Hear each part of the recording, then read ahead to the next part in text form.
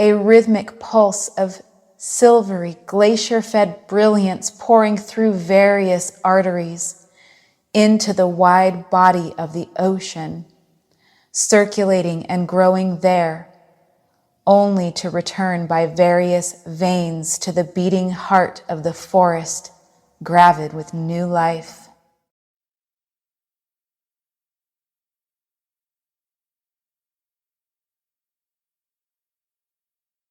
Until grown large with the sea's abundance, this ocean-infused life flows back up the rivers and tributaries and spreads out into the wooded valleys, gifting the hollows and the needled highlands with new minerals and nutrients.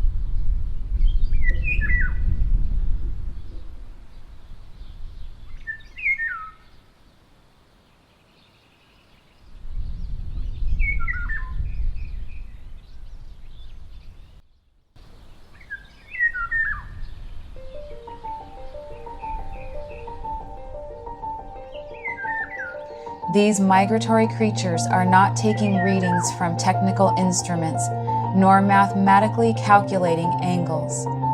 They are riding waves of sensation, responding attentively to allurements and gestures in the topographical manifold, reverberating subtle expressions that reach from afar. These beings are dancing not with themselves, but with the animate rondure of the earth, their whiter flesh. Consider the deep somatic attunement by which a salmon feels its way between faint electromagnetic anomalies, riding a particular angle of sun as it filters down through the rippled surface, gliding with certain currents and plunging up against others, dreaming its way through the gradients of scent and taste, toward a particular bend of gravel and streamside shadow.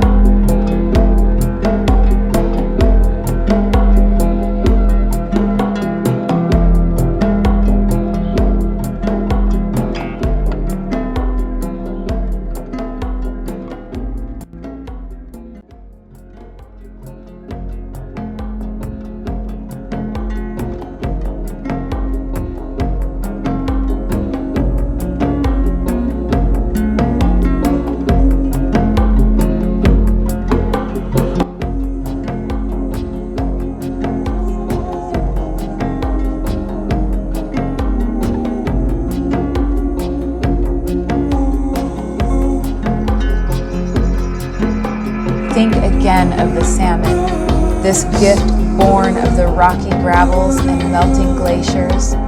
nurtured by colossal cedars and by tumbled trunks decked with moss, fungi, and ferns, an aquatic, muscled energy strengthening itself in the forested mountains until it's ready to be released into the broad ocean.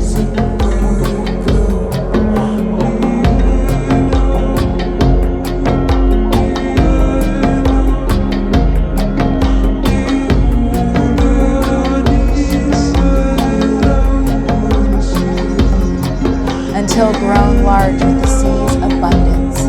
this ocean-infused life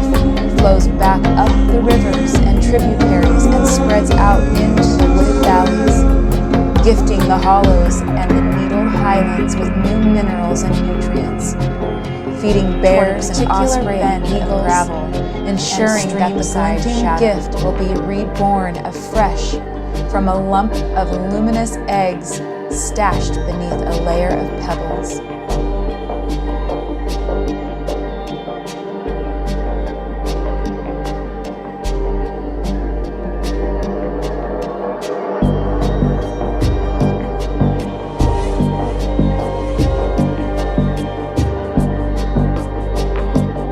This circulation, this systole and diastole, is one of the surest signs that this earth is alive, a rhythmic pulse of silvery, glacier-fed brilliance pouring through various arteries into the wide body of the ocean, circulating and growing there, only to return by various veins to the beating heart of the forest, gravid with life.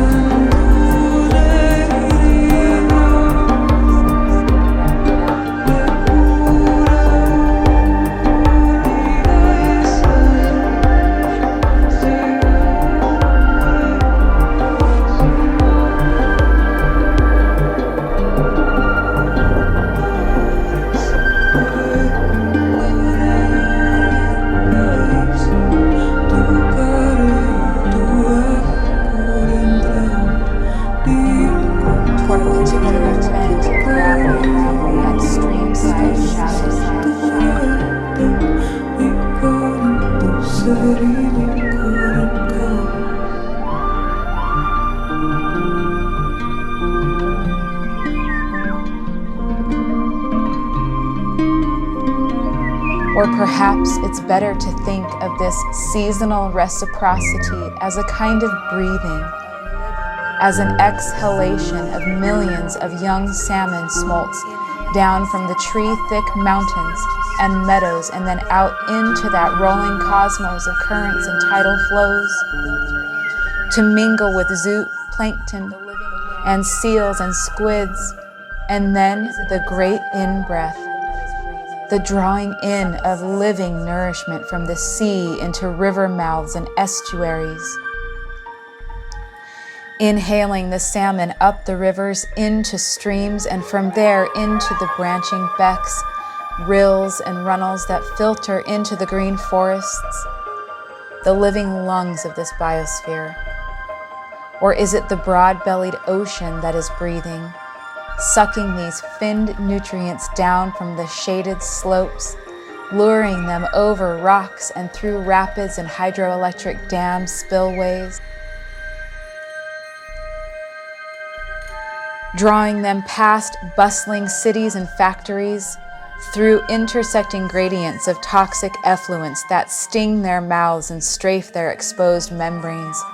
out on into the heaving whirl of the sea's innards, circulating this glimmering nourishment within itself before exhaling it back, a long sighing breath up into the wooded valleys.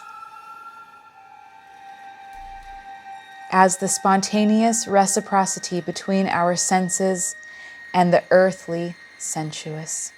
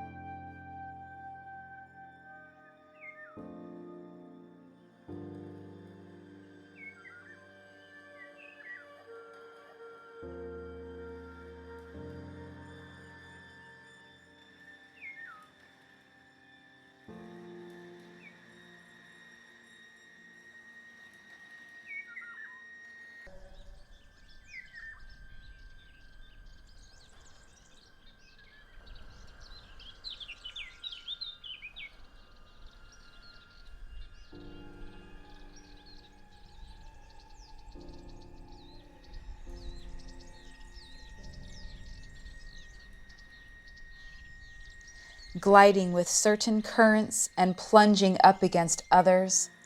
dreaming its way through gradients of scent and taste toward a particular bend of gravel and streamside shadow.